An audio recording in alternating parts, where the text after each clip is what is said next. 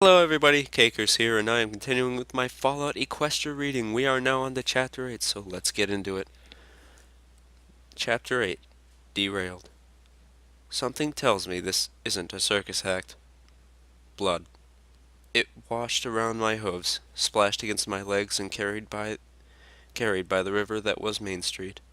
I was standing in the middle of the river, and I was full of corpses. It was full of corpses. "How many ponies have you slaughtered?" asked Velvet Remedy's voice accusingly. "It sure didn't take you long to become a mass murderer, did it, little Pip?" "Velvet?" I looked for her in the storm and blackness. Instead, my eyes found only the bullet-savaged wall of the sheriff's office. Crude spray paint covered it, shouting blasphemies. Raiders had been here. Their sickening hoofwork, sadistic mutilation on display for every pony to see. I watched as the pony torso that dangled from the ceiling inside, its limbs hacked off and the coat shaved to the skin, heave against its chains and fall to the floor with a meaty thud. I tried to scream as it began to crawl towards me. With a rending, the splayed body on the wall, its flesh flayed back to show off its ribs and rotting organs, ripped itself free and slawed toward me, splashing in the water. I tried to back away, only to find my hooves mired in the muddy street. The crimson ichor in the water coated my pip-buck and sank into my coat around my legs. "Calamity! Velvet! Help me!" I screamed, but my voice carried no sound. A silent Spritebot watched, doing nothing, as the lower half of a slaver pony joined the things that crept maliciously towards me, a long rope of intestine dragging out behind it. I awoke, my heart thudding hard and my body covered in cold sweat, to the sound and shaking of the train. I was weak, but warm and less achy than I had any right to be. I was laying in one of the beds on the train's passenger car, a blanket over me. Beside me, Velvet Remedy was waving her horn tenderly over my recently crippled leg. To my amazement, my leg felt mended, if deeply itchy. I tried to shake the specter of my nightmare. This was not the first sleeping terror that my experiences outside had spawned, but this had been the most deeply unpleasant. The incorporation of my companions, or lack of them, somehow made the stream far, far worse. Velvet Remedy, the last I had seen her, she was fallen in a pool of her own blood, having saved nearly half a dozen foals. My ears perked at the sounds around me. Looking over my shoulder, I saw the colts and fillies from the sheriff's cells taking up much of the passenger car. They looked weary and beaten. Two of them were fast asleep, but only one had cheered to look at me and grin. "That was awesome!" The colt waved his hoof slowly through the air, then stamped it down with a clop. I gave him a weak smile, but my heart finally began to calm. Calamity turned from staring out a window to welcome me back to the land of the living. "We're okay?" I hesitated, half fearing that this was just another dream waiting to become a nightmare. Velvet Remedy nodded reassuringly. "The slaves?" "In the caboose," Velvet Remedy said softly. Less softly. "This train only has the one passenger car, and I felt the foals needed the space more dearly, so it was either the caboose or strapping them onto the flat car." Speaking as though I would have suggested something awful was not, I decided, one of her more endearing personality traits. Suddenly, I remembered my original plan, and the locked pens that the pony captives had been caged in. But the locks! I knew Calamity could not have picked them, and I couldn't imagine Velvet in her own youth having plied the skill. She rolled her eyes at me. "Oh, come now. I'm not the locksmith you are, and certainly do not have the level of telekinetic mastery that you showed. Most impressive, I should add. But I am a unicorn. I can do basic levitation. Between your missiles and the mines, I was able to bypass the need for lockpicks or keys." The train rumbled around. Glancing out my window, I saw that we had only traversed the desert, and we were clearly well on our way up the mountain. The pace of the train ponies was slowing. We were getting too close to the peak point of the mountain track. My conversation with Velvet had lulled, and now Calamity disrupted it completely. "Our shadow's back." I pulled myself into a sitting position, testing my mending leg. "Shadow?" The colt who spoke up earlier declared, "Mr. Calamity thinks something is following us." I noticed Calamity was crouching to the window, looking upwards through it, towards the sky? Another. I kept myself from saying goddess in reference to the winged unicorn slaver I had battled. One of those like at the sheriff's office? I don't think so, but there's something up there, keeping just out of sight. If it's out of sight, how do you know there's anything there? Velvet countered, but as Calamity looked, she relented. Another Pegasus, perhaps? Calamity grimaced. I really don't think so. He returned his gaze to the window, quieting. At least has stopped raining, Velvet Remedy announced, looking out the window, the storm that lasted for days. I turned and looked out at the thick gray cloud cover. The water had indeed stopped falling from the sky, and the clouds were a much lighter color, turning the sunlight a dab gray. Velvet, I started. She smiled at me, and my heart soared. Her previous grating remark instantly forgotten. Thank you, little Pip. Your bandages saved my life. I looked at her, knowing that there was no way those poor excuses for medical aid, magically treated or not, could have brought her to health. I started to say as much, but she lifted a hoof to interrupt. No, but you managed just well enough that I regained consciousness, and from there I could take care of myself. She casted a sidelong look towards Calamity. Not to mention you had interesting friends. You and that interesting friend of yours. Calamity nickered in her direction. I stared at my leg, surprised, grinning. Velvet Remedy reminded me. I did tell you I always wanted to be a medical pony. I studied for it and even apprenticed. I looked at the beautiful mare, many years my elder, curiously. If that's what you wanted, why didn't you? Because my cutie mark showed up. One day I sang a song for a lying gentle pony, and it appeared. A songbird. A nightingale, to be precise. And when your cutie mark appears, your place in the stable is decided. And there was a sad matter-of-factness in her voice. It was a truth I knew too well. I even begged the Overmare, but clearly it was to be my destiny to be an entertainer. My fate was written on my flanks. My voice was the most beautiful in the stable, and I could not deny that I could sing, or that I even enjoyed it a fair bit. The Overmare even showed me my genealogy, proving that I was the many times great-granddaughter of Stable 2's first Overmare, who herself was also a legendary singer. I nodded, having heard the heart-wrenching music myself while in Turnpike Tavern. How could I fight the weight of all that? The Overmare? She graciously allowed me to indulge my hobby in the small times when it wouldn't interfere with my new duties of uplifting the stable's flagging morale. But my dreams, I was told, were not for me. Suspecting the answer, I had to ask the question. Velvet, why did you leave the stable? Velvet whinnied demurely. Again because of my cutie mark. She turned, pulling away one of the medical boxes to show me the nightingale on her flank, wings outstretched, beak open in song. Do you see what it is not, little Pip? I saw what it was, what it had always been, a bird of beautiful song. It is not a bird in a cage, Velvermity said, her voice pleased. And if it is not, then I was not meant to be either. Come horror or ill, I needed to be free. I'm gonna talk a walk outside, maybe stretch my wings. I looked up from the book I was reading past the time. Turns out Equestrian Army today was all about battle saddles. The train was slowing to nearly a stop. The engine had already crested the peak, and the train ponies were drawing the rest of the train down over the lip and around the next bend before releasing it, and then jumping aboard themselves. There wasn't going to be another chance to get some fresh air, or for Calamity to get himself a better look at her shadow. I nodded. Bidding him go, Velvet Remedy was probably on her way back from the caboose. She had been making regular checks on the adult ponies who had been rescued. I was entertaining in taking a quick trot myself once she was here to watch the foals. I waited, time seeming to have slowed to a crawl like the train itself. She was taking her sweet time. Had she possibly gotten lost? No, that was silly. You couldn't get lost on a train. Could you? I chuckled as I realized that, if I ever got lost on the train, my Pip-Buck's auto map would guide me Poor Velvet. However could she find her way on a train without it? I had offered Velvet Remedy her pip-buck, but to my shock she had refused it. I stressed how unbelievably useful a tool it was in the equestrian wasteland. She said I could keep it as a gift, and as an apology for having given it to me in the first place.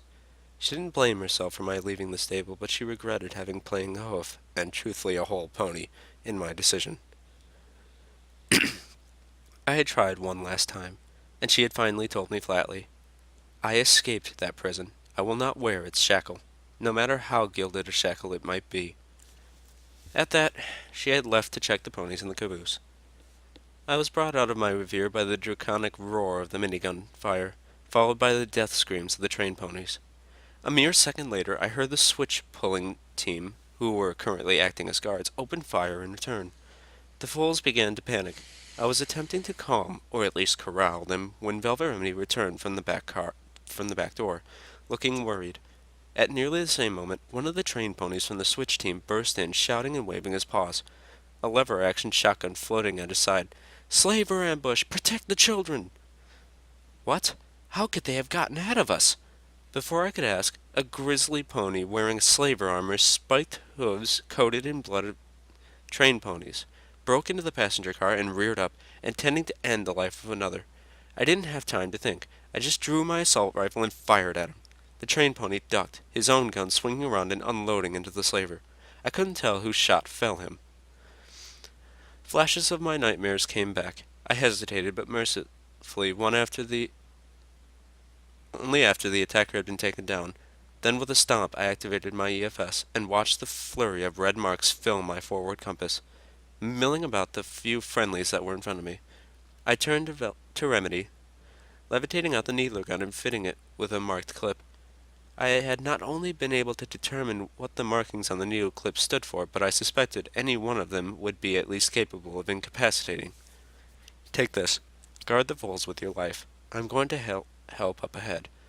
Better to take them down before they got back this far, if I could. Velvet Remedy stared at the needler pistol as if I was diseased. I couldn't. Oh, for Celestia's sake, you have to! You're not going to survive out here if you aren't willing to fight back. I pointed towards the foals, and neither will the ones you're protecting. Velvet gulped. I don't know how. Oh, it's easy. Float it up, point this end at the bad guys. To shoot, pull this little lever back. That's the trigger.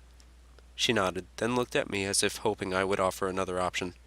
I'm not a killer. I don't think I can.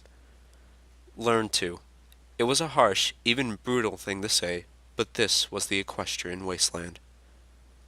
The train slid down the track, picking up speed but still slow enough for the motley force of the unicorn and earth pony slavers to leap aboard.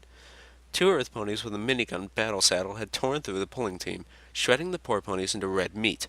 The barrage of return fire had slaughtered them in return. I stood my ground on a boxcar several cars forward of the passenger car that held Velvet Remedy and the foals, assault rifle ready at the ready. My EFS compass was so full of red ahead of me that it was impossible to track individual opponents. Part of me wanted to attempt parley, if only to avoid the growing pain in my conscience. But that was out of the question. No, any pony attacking the train went down. It was with this intention firmly planted that I opened fire on the first slaver to jump her way into the boxcar ahead of me. My shot went wild and she jumped back down. Damn it. I heard an explosion above and behind me.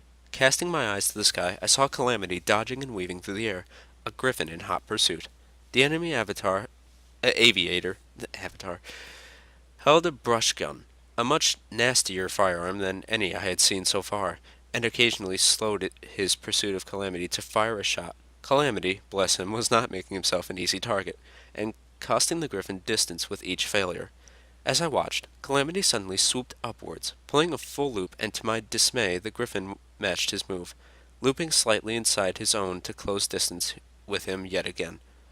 I heard clopping coming closer, but as I turned my attention back to the boxcars ahead, I saw nothing. Confused, I took a step towards the edge, looking down to see if they were racing up along the ground, only to find 3 slaver ponies racing along the side of the boxcar, passing me. Somewhere, a slaver unicorn was aiding them with spells. A magic glow held their hooves to the side of the moving train. "Luna rape you with her horn!"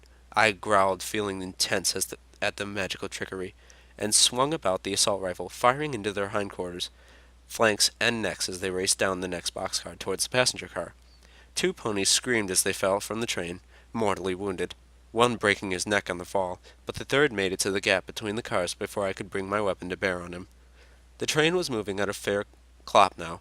I raced along the roof, jumping to the next car and skidding to a stop. I looked down between the cars and quickly pulled my head back as the slaver spotted me and fired a mouth-held submachine gun in the air where my head had just been. Focusing, I pulled the wide-eyed slaver up out of his hiding place. Then something hit me from behind, sending a stripe of searing pain up my back. I dropped him. The damnable lucky bastard fell safely onto the roof just across the gap. I was surrounded now. The pony I had missed before had come up behind me while I was focusing on this new one. A whip clinched in her mouth that she held with hellish accuracy. With a crack of her whip, she knocked my assault rifle out of the air, the weapon sailing out over the cliff face and track with skirting. The SMG slaver had taken my moment of surprise to reload, and now grinning, in his mind, he had already killed me. Another explosion from above, and two bullets ripped through the slaver, felling him. His body, SMG still clenched in his teeth, slid off the boxcar roof. A moment later, Calamity swooped low over the boxcar and banked sharply, his hooves scraping along the cliff that rose above us on the other side. The Griffin swooped over the train in pursuit. I ducked. The whip pony wasn't quick enough and got clipped by one of the Griffin's wings, the hit cleanly decapitating the slaver pony. I felt my heart skip a beat as I saw the blades that had torn the forward edge of the Griffin's wings. Scooping up the decapitated pony's whip, I kicked the rocking head off the side of the train. I curled the whip up into my saddlebags, brought out my combat shotgun, and moved. First to one side of the boxcar, then the other. The spell the slavers were using changed the situation dramatically, and I was painfully worried about how many had gotten past me before I wised up to it. Further up the train, I heard more gunfire as the remaining train ponies fought for their lives. Down the train, I thought I heard Velvet Remedy scream. I turned towards the sound, my hindquarters to the front of the train, when something thumped hard somewhere towards the front of the train, and then the train gave a sunder as the wheels crunched through a body that had fallen down the tracks. Calamity landed deftly beside me. I stared at him in surprise, and he seemed to blush as he hooved his mane. "I'm afraid Razor Wing couldn't join us. He refused to get off of my tail, and then when I swooped between two of the cars," Calamity smiled, looking around as if trying to find a missing friend. "I swear he was right behind me just a minute ago." I smirked, then pointed a hoof towards the passenger car. "Go help Velvet." Calamity nodded and took off to the air, not even needing to fly as now the galloping train brought the passenger car right to him. I saw him disappear into the gap in front of him, and galloped into the aid of the train ponies. As I did so, a frightened voice in my head asked me what my life had become, what I was becoming, and then that there was so many ponies who wanted to take my life, and that I was charging towards them. The last survivor of the train ponies and I raced across the rooftops and dived down into the open door of the passenger car as twin beams of pink magical energy zorched the sky, fired from a white unicorn raider's battle saddle. The train pony, who had been with us seconds ago, was now nothing but sparkling pink ash blowing away in the wind. The passenger car was empty. Sort of. The body of a black-coated slaver hung from the ceiling, filled with needles. The spell on its hooves was keeping it from falling to the floor. Even after death, it gave the earth pony with me quite a start. To be honest, I might have shrieked just a little too.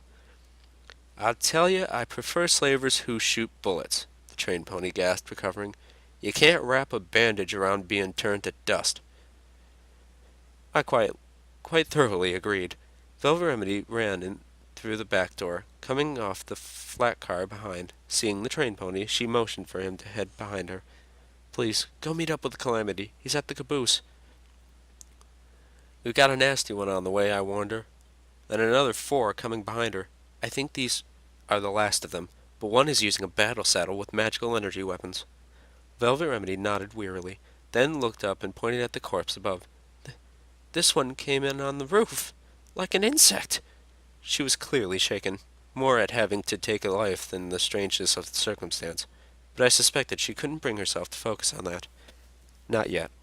I began to wonder if her occasional unpleasantness wasn't part of some coping mechanism for dealing with the horrors of the equestrian wasteland. The earth pony trotted past her, reloading his weapon and bucking the door closed behind him. A minute later, Calamity galloped up. Every pony's in the caboose, and I've kicked it off. The slavers won't be getting to them from here. He lowered his head and stomped at the floor. Here's where we hold the line. There was no time for decision. Calamity had barely spoken his intent when three slavers, led by the unicorn pony, came into the car at us. Not from in front or behind, but through the windows. The passenger car exploded into violence. Sats locked onto the slavers coming through the window on my left. At this range, I could hardly miss. Unfortunately, neither could they. Velvet Remedy's horn glowed as I fired into the chest of the first target. Once and again. His armor stopped much of the damage, but it knocked him back, his own shot grazing my cheek. I turned to the second, but not quickly enough to stop him from swinging his magically enhanced sledgehammer right into my ribcage. The pain was blinding. I could hear ribs snapping under my armor. My squeal of pain did not stop him from bringing down a second blow across my back. Ditsy-Doo's armor dissipated the blows across my body, saving me from a broken back and a very short paralyzed life. Calamity had fired off a double shot from his battle saddle, tearing gaping holes in one of the slaver ponies coming in on his side. Bloody innards spattered across the bed, wall, and window. The last went for Velvet Remedy. Oh, goddess, why wasn't she wearing armor? I watched in horror from the floor as the slaver sank his combat knife deep into her shoulder, barely missing her neck. Blood gushed from the blade and turned her charcoal coat a wet black. Her spell imploded. The magic radiating from her horn faded away in an instant. I started to get up, crying out against a bright agony slashing through me with fiery fingers. My targeting spell was still refreshing, but my first opponent had already recovered and was bringing his gun to bear. The pony with the sledgehammer swung again, intent on pummeling me into submission. The submission of a corpse. Calamity fired. The armor that had spared the slaver from my combat shotgun was not equal to my companion's powerful rifles. The slaver who had stabbed Velvet Remedy grasped the hilt of his knife with her teeth, intent on pulling the blade out of the wounded singer, but Velvet's horn glowed once again, a telekinetic like enveloping the knife. It was simple, weak telekinesis, holding the blade, but it kept the pony from sliding out the blade as easily as she expected. And that briefest pause gave Calamity enough time to turn his barrels on her. He fired again, and Velvet was splattered with wet bits of the other pony. I was in so much pain, my vision blurred heavily. I was having trouble drawing breath, but at least now it was, I thought hopefully, only 3-on-1. But as the slaver raised his sledgehammer over my head, the door burst open. The white unicorn standing just outside the door opened fire with pink magical energy. With a flash from my horn, Sledgehammer Pony found himself pushed away, becoming an impromptu shield. An eye blink later, he was glowing pink dust. Now it really was 3-on-1, and while I had to fight through my pain to fire, my targeting spell had finally returned and Sats guided my shots, and Calamity needed no aid at all.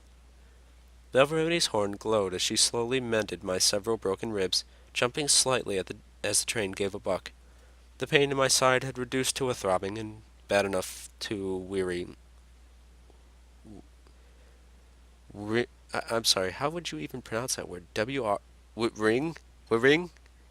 Wearying whimpers. I think he misspelled that. I'm sorry, people. From me. Really, little Pip? This is becoming a habit. Her own coat was matted with her blood. The last of our healing potions had been consumed, and both she and I wore the last of our bandages. Only Calamity had made it through virtually unscathed. The slavers lay dead about us, save for the one who had pummeled me with a sledgehammer. His body had been vaporized, turned to glowing ash. I recoiled at the thought that I might have breathed in some of him. I turned away, staring at the floor. Though we had won, it didn't feel like a victory. Instead, it felt like I had led half a dozen trained ponies to their slaughter, and, in the end, I had failed in the fight as well. If Calamity hadn't been with us, Reading me far too easily, Velveremity tried to soothe me. At least you got that one with the horrible sledgehammer. All I managed to do was be a target. You are doing more than your share with your healing skills and mending spells, I pointed out, and adding, although I'm surprised you didn't stay with the freed slaves and foals. Velveremity whinnied. That caboose was too crowded as it was. If I had tried to force myself in there, too, some pony would have suffocated. She finished tending my wounds, frowning at the increased shaking of the train. Scenery flashed by outside the windows. Yep, Calamity returned to us, making his way through the rattling train. Looks like that was the last of 'em. The train groaned dangerously as it tore around a corner, forcing us to catch ourselves. Velveremity looked between us with alarm. Don't either of you ponies think we're going awfully fast? How does this train of yours slow down? We use the brakes. And where are they? In the caboose. Velvet's ears dipped back. She stared levelly at Calamity. The caboose? That would be the big red car at the back, right? The one you just kicked free of us? I felt a surge of panic. Calamity grimaced a little. Yep, pondering. You know, that would explain the look of the train pony was giving me. I begin to see how you got your name, Velveremity said flatly.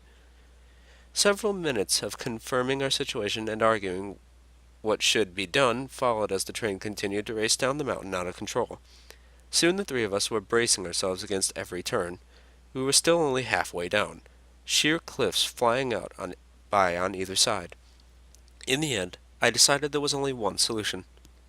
Calamity, fly Velveremity to safety. Velvet's eyes widened. But what about you? Resolutely, I stomped on the ground, trying to ignore the twinge in my recently mended leg and ribs. I'll be fine. I've figured out a way off.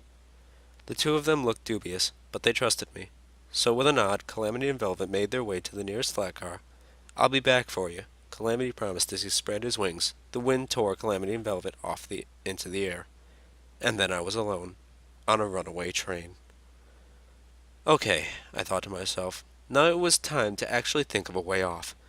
The train charged forward towards a mountain curve, hitting it far too fast. The train tilted. I could feel wheels coming off the track. My horn flared with power, cold sweat breaking across my already too abused body as I poured telekinetic power into holding the train on the track. The whole train glowed feebly as it ripped around the corner, canted crazily, riding only one side of its wheels. With a squealing thud, the train righted itself on the track, already headed towards another turn. This one throwing the train's weight against the rising cliff wall. The rocky wall raked at the train, gouging the boxcars and rending most of the roof off the passenger cars with a resounding roar. I clenched my eyes against the storm of splinters. When I opened them again, wind was buffeting me fiercely through the gaping wound in the train car. I could see another turn ahead, this one even sharper. Trembling with exhaustion, I knew there was no way to prevent the train from leaping the track this time. I focused again, dreaming I could levitate myself to safety. Groaning with the effort, I felt my hooves leave the ground, just as the engine car hit the curve and snapped around it. The massive weight of the train could not follow. With a horrific screaming shudder, the jackknifing train tore from the track, soaring over the mountain cliff like a snake with a broken head, and plunging towards the valley over 1,000 feet below. With all my remaining focus, I pushed myself up and away, lifting out of the open roof. But it wasn't enough. I was still falling, and fast. My efforts only slowed me enough that I got to see the train fall past me, diving down into the dead forest below with an almighty crash. The destruction below me was like the hoof of Celestia against the land beneath. Hoof of Luna against the land beneath. Celestia seemed like it would have fit better there. I'm sorry, but let's continue. Great clouds bellowed up, obscuring the wreckage that I was about to splatter against. Calamity caught me. The three of us, Calamity, Velvet, and I, trotted through the narrow valley under the gray clouds above. I had no idea where we were, save the New Appaloosia was many days' travel on my Pip-Bucks map, assuming we could travel in anything close to a straight line. Assuming we were headed there at all. Based on the terminal entries, the slavers of Old Appaloosa were selling the bulk of the ponies they captured to some pony named Stern in some place called Philadelphia. I had not lost my rage at what I read. At the wicked. I. I'm sorry. Okay. Yeah, I was right. At the wicked and cruel things these ponies were doing. I kept it at a low simmer in the back of my mind. If I had my way, Philadelphia would be next. But I could not ignore our more pressing concerns. We were in desperate need of medical supplies. Likewise, the water and food Calamity and I had packed was insufficient to support 3 ponies for several days. We needed safe shelter and resupply. Once together, we had rested for several hours. The 3 of us had just been through a harrowing battle, and it would have been insane, if not impossible, to press on without giving ourselves time out. In truth, we needed much more than we took. I myself was so weakened by my extreme feats of telekinesis that I found myself unable to levitate even something as small and relatively light as little Macintosh. But the unfamiliar and possibly hostile environment did not encourage dallying. The valley was strewn with black, dead trees and bits of debris. Not from the train, whose crash site was now miles behind us. These told of the devastation of the equestrian apocalypse. Fallen sky chariots and similar vehicles marred the land. According to Calamity, we were now below the outskirts of what had once, high above us, been the Pegasus city of Cloudsdale. Now there was nothing up there above the clouds, and on the ground the only grave marker for the sudden ending of so many pony lives were the scattered wrecks of Pegasus vehicles that had been too far from the city to be instantly consumed, but not far enough to save those pulling them. Inappropriately upbeat music, heavy on the tuba, floated like a siren song through the valley.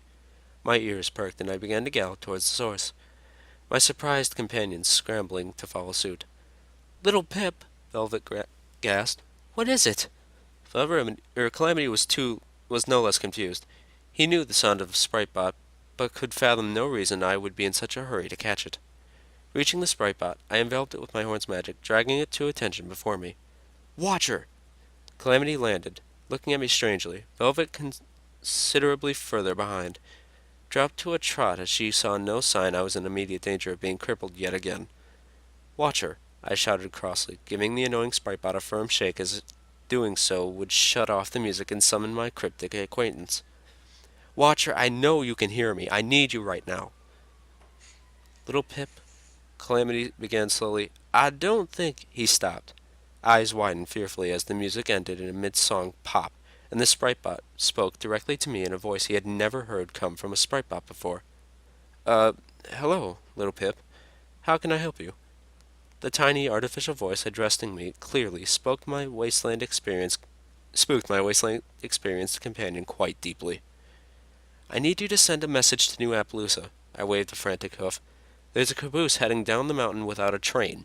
The train pony inside will make sure it reaches the bottom safely, but there are lots of ponies inside, including 5 young ones, who cannot survive here on their own. New Appaloosa needs to send wagons to get them." Watcher was silent, hesitant. "Watcher, they're not in good shape. They have no food or water. Time is of the essence." Watcher spoke slowly. "I don't know, little Pip. I'm not in the habit of—" "I don't care!" I shouted crossly. "You care about those ponies, don't you? Do you want to see those foals die?" "No. I mean, yes, I care. No, I don't want to—" "Then get help! You don't have time to indulge your shyness, Watcher. Lives are at stake." With a pop, the Spritebot's song continued. I realized it, unsure whether to feel relieved or disgusted. "Little Pip," Velvet snickered, clapping up to me, "if you keep ordering your friends around, you'll soon find you don't have any." I frowned, reminded suddenly of my friendless nightmare. Calamity gave me a look that suggested she might be right. Velvet kept walking, and I fell in line behind her. Alright guys, that was the end of Chapter 8. Thank you all so much for watching and listening. And until next time, this is Cakers, signing off.